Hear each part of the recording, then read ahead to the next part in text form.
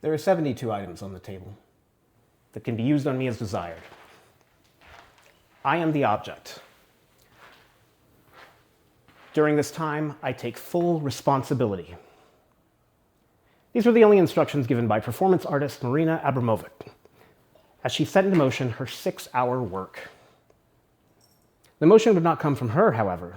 Oh no, her job was to be passive, silent, and still during this allotted time. The crowd, however, well, the crowd would be doing anything but. Any artist worth their salt will, without hesitation, bleed and sacrifice for their craft. Ask Van Gogh about that one. Make sure you get the good ear. In today's work, we're going to look at one of the bravest artists I've ever had the pleasure of learning about, and the pain. You see, there are levels in art about how much one is willing to risk it for the biscuit, how much truly you, as a creator, are willing to give for your work. Degrees of separation, one might call it.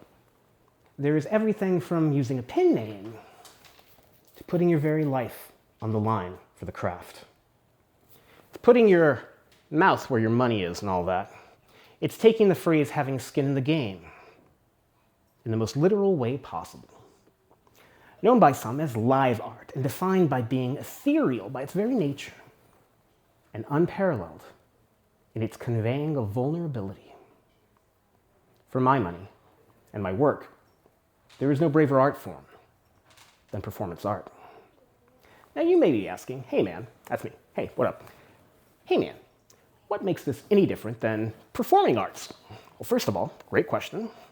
Second, thanks, because manners maketh the man. And finally, always have a third point. Now then, a difference or two. The artist is present in the piece itself, as themselves. It's not a bit. And yet the commitment cannot waver. Another key tenet, one of my favorites, is this: you don't ever, ever practice. That would be cheating. The risk, in a very real way, is the reward. You do it a single time, and you get what you get, and you don't throw a fit. But then you move on. Movement can be a huge part of the work, actually, often called action art. The nature of nature allows for the most random things to happen as a result. We embrace the chaos because it's real and a part of us. The primordial part before prime. As people, we wear many a mask. This art, though, ain't about that. No filter or varnish, once and done. Human AF. Let's get to Marina's table, shall we? The themes were about as human as you get. We got pleasure, and we got pain. The full list is lost to history, that whole ethereal nature I told you about. An incomplete list. Pleasure first. From a rose, a feather, grapes, honey, perfume, a glass of water. Not a pain. A knife, a pair of scissors, metal pipe, whips, and the like. What this 6-hour work could absolutely be called is a marathon. The artist, though, will be still throughout. We must not forget that at the start of any good race, you need a starter pistol, don't you? And a single bullet to go with it. We'll get that 6-hour work in a moment, but it bothers me we don't have a video of the thing. If you've ever wondered why my channel is so no frills, this is the reason. I'm not here to copy anybody else's style. That would be a lie. I don't lie in my work. This video anthology I'm doing here is preserved by camera, but there's only a single take. Beyond this, and the best and most fun part is this: I can't practice it. The first time I speak the words you're hearing now out loud is to the camera in front of me. Small caveat, if you ever see a vid that has like 0 noticeable mistakes, what probably happened is that my mic wasn't connected to my phone, or what happens more often than not, my Bluetooth camera clicker didn't actually click. It absolutely would be a better product if I did a run through, but I'm not here to practice that skill. I'm here to create art, in the last age before AI art is the new normal. I've got a fun theory about the writer within. It's merely the nonverbal part of our brain doing the writing ahead of time and finally getting to have a say within earshot. The thrill of my subconscious reading while I type and then figuring out what this moment is going to feel like. Yeah. Anyway, back to Marina's piece. The first hour or so, the crowd walked around, everyone picked from the pleasure side. Put a rose in her hand, tickled her with the feathers. First hour was timid. Time moves forward. And when the women present started making suggestions on the menfolk on what they should do, it would be ungentlemanly not to oblige. People began taking razors, cutting her clothes off article by article. Then her skin would feel the flower's thorns pushed into her belly. They dumped water all over her. Funny, they went to the pleasure side to implement pain. Laughter can often hide pain well enough. She was touched by many, and with increased impropriety. Still, the artist stood. The clock kept doing its job. They both had that in common. She was carried around and posed in different positions. They placed her on the table itself. Then they took the knife, placed it right between her legs, extremely close to cutting.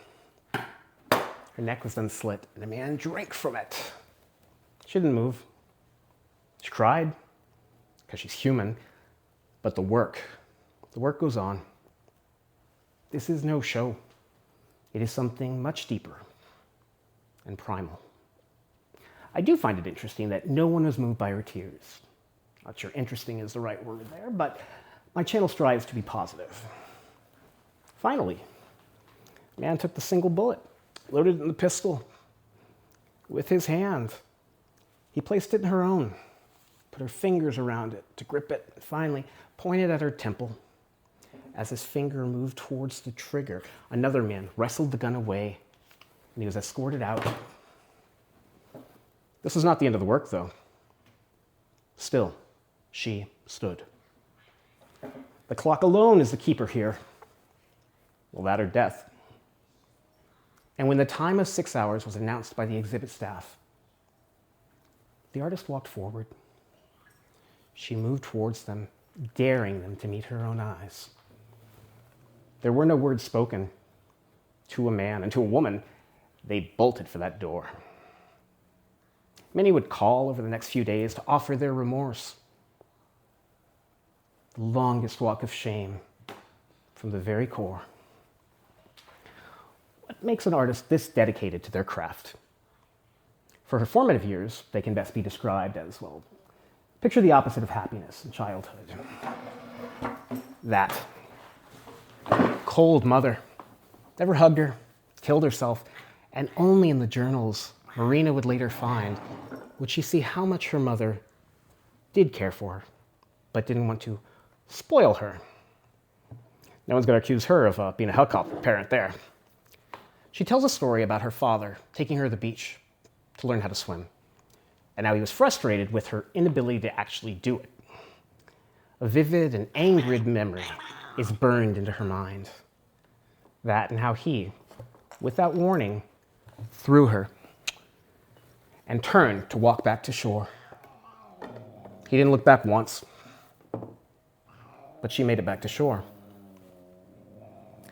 She credits this with having a profound impact on her craft and her life. Because life is a fight, and our work and our physical being is a living rebellion in that campaign.